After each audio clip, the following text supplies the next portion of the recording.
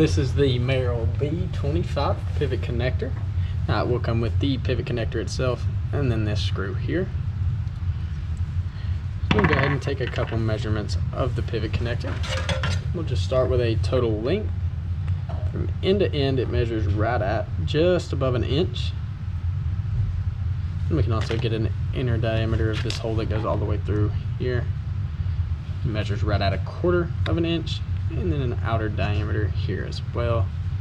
That'll measure just below 1/2 inch. And then this is the screw it'll also come with, which will have that hexed head. So we can go ahead and get a total length of that screw. That'll measure just above 1/2 inch, almost 3/4 of an inch. And the outer diameter of that hexed head measuring right at 1/2 inch as well. So once again, this is the Merrill B-25 pivot connector.